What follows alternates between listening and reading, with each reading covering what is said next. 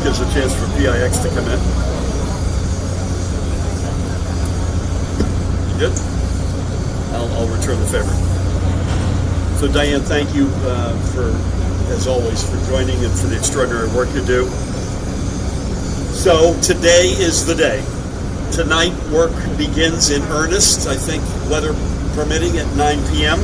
on the long overdue and much needed reconstruction of this bridge and roadway. Let us not kid anyone. This is the very definition, the quintessential good news, bad news story. The good news is that we are making this bridge safer, stronger, and a more reliable way to commute. There's no disputing that. The bad news is that it's going to take a long time and it's going to inconvenience a great many people. I just had a chance to briefly, across the railroad tracks, see with my own eyes with the commissioner and the senior construction management team who are doing an extraordinary job. Let me just start with this and make an observation that's quite apparent if you see it up close. It's an 80-year-old bridge. It was built by some commuters' grandparents, or frankly even great-grandparents. It opened, to put this in perspective, when a young Joe DiMaggio was playing center field for the Yankees, and its age is showing. This project is getting started probably much later than it should have, but it's also getting started not a moment too soon. We cannot allow for another day of structural deterioration and another day of engineers hoping this span doesn't have a major problem.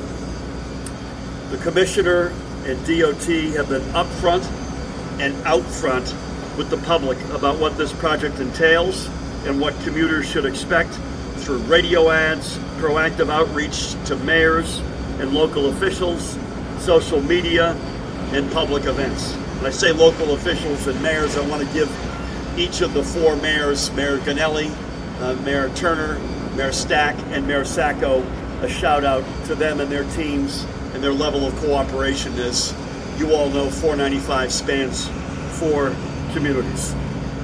This communication, broadly and specifically, will continue throughout this project, including the website restorenj495.com, restorenj495.com, where commuters can sign up for updates and alerts. Diane and I both understand the frustrations commuters face every day already, and the lane closures here are not going to lessen them.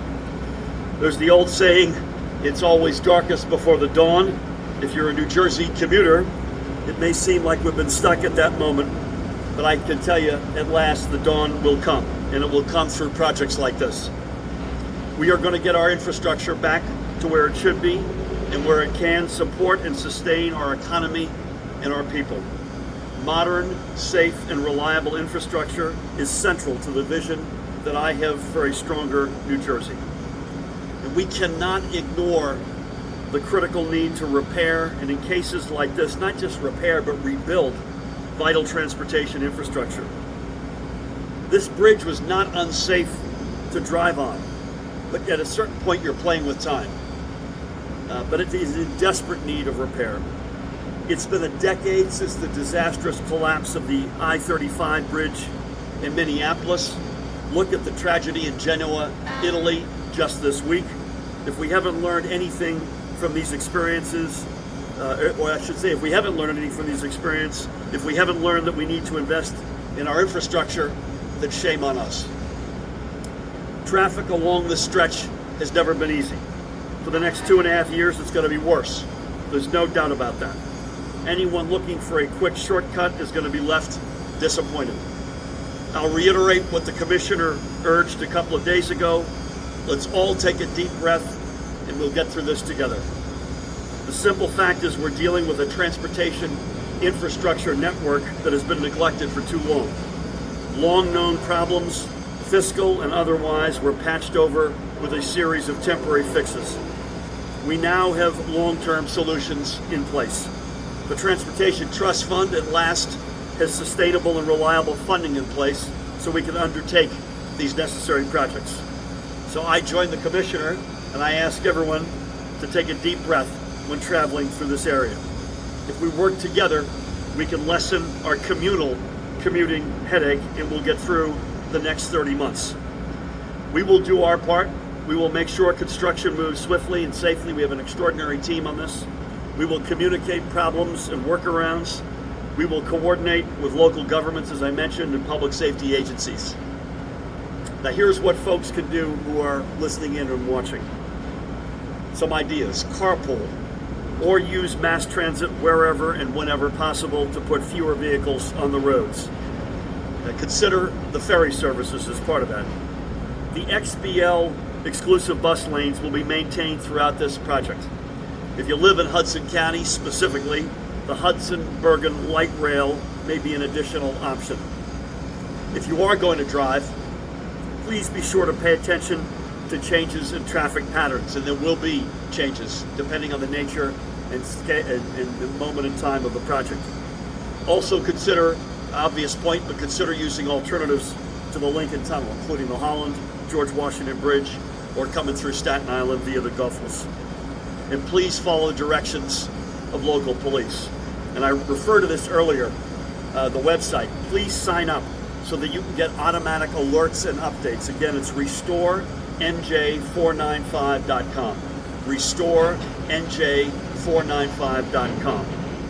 Diane and I and our entire administration are committed to getting New Jersey right and to fixing our state for the long term. This means restoring our infrastructure to where we know it will meet the needs of residents, commuters, visitors, and everybody else who relies upon getting across and through New Jersey for their jobs and daily lives. With that, I'd like to ask our Commissioner, the Department of Transportation, Diane Gutierrez Scacchetti, to say a few words, and I will return the favor and hold the microphone for her. Thank you, Governor. Thank you all for coming out again today. Are you trying to say I'm short? No, I'm trying to say these are too high. Thanks, Brian. Oh, Jesus. Tail 7, you think I care? Okay. There we go. Everybody good? Oh! You did it again. You're good. You're good. Someone escort Brian back to his seat. So I appreciate y'all being out here again today. This is a project that we cannot over-communicate on, and so I appreciate the fact that you're taking time out of your other schedules to be here. Taking a look at the bridge and the condition it's in now speaks volumes. Again, as we've said, the bridge is safe, but there's no time to waste. There's no tomorrow on this project, and I know a lot of you have asked about that, but this project is going to go starting tonight. And we have an extraordinary group of individuals behind the scenes at New Jersey Transit, DOT, New Jersey Turnpike, and our partner unions that are helping us to try to make this as smooth as possible. And I'll give you a quick example. We have the bus lanes at 16E. Everybody knows that we've got exclusive bus lanes at 16E. We've relocated those to line up better so that the drivers have a better shot of getting safely into the construction area.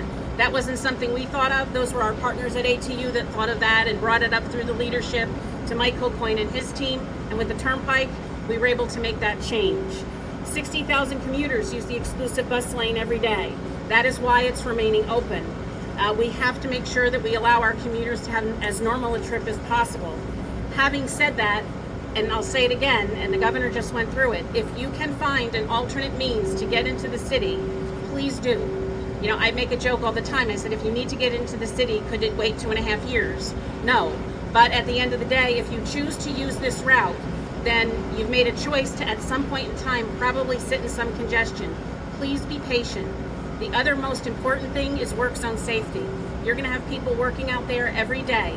Put phones down, no distractions, drive through the construction zone as safe as possible. We have to preserve the lives of the people who do this kind of work every day for us.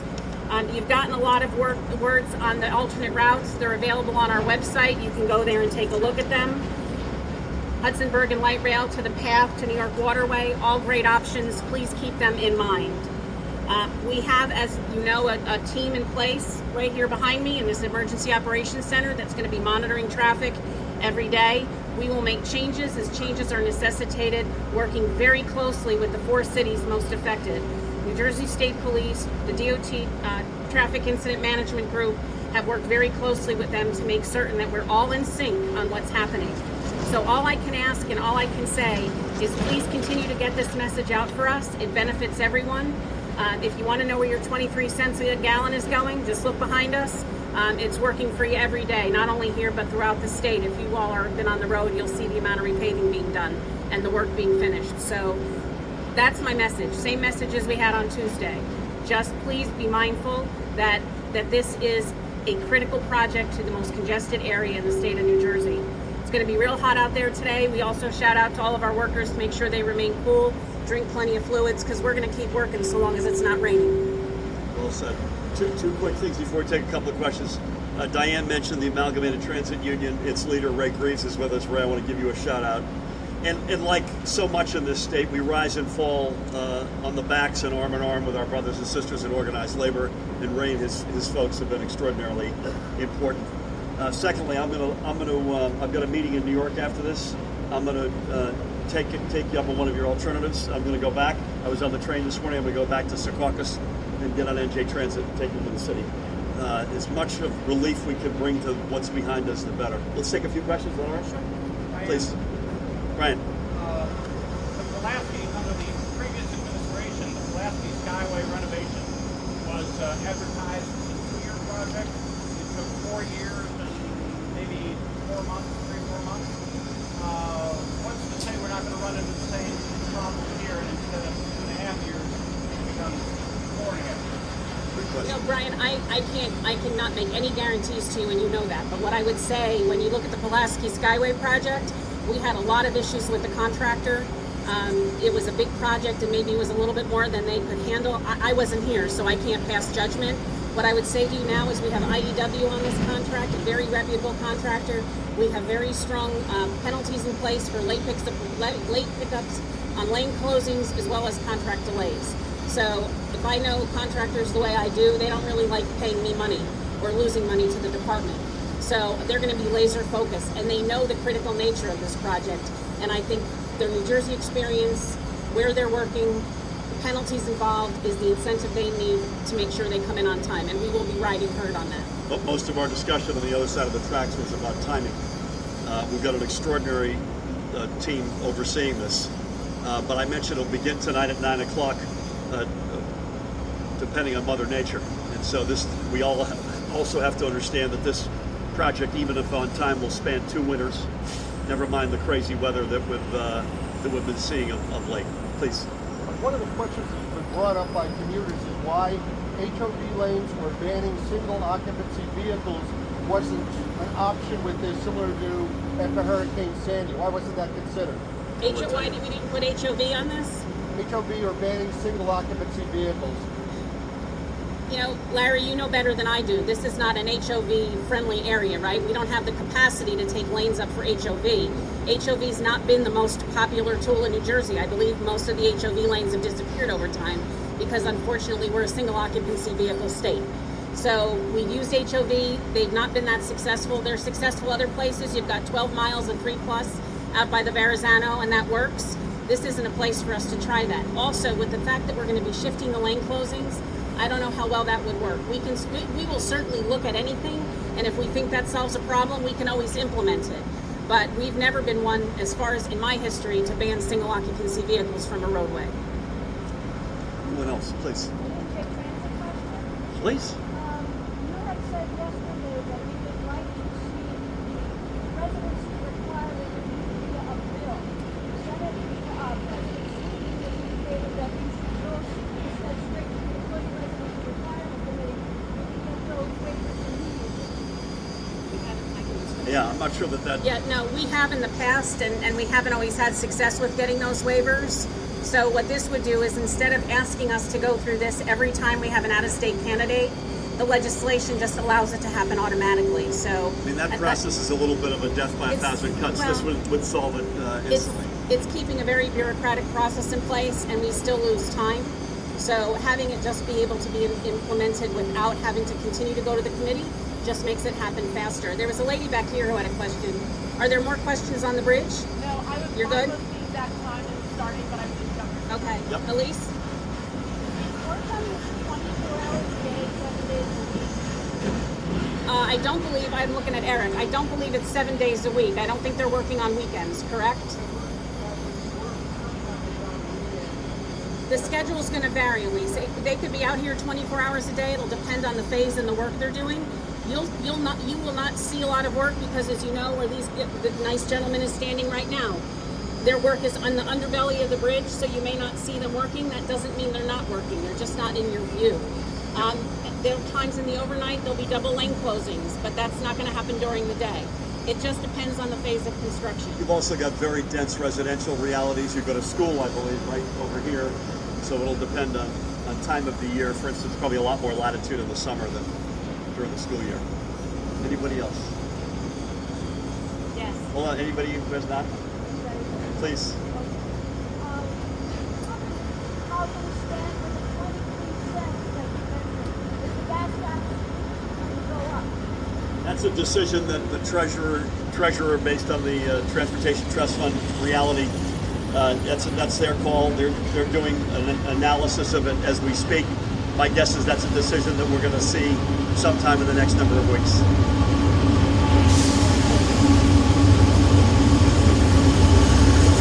Thank you all for coming out. Appreciate it. Stay cool.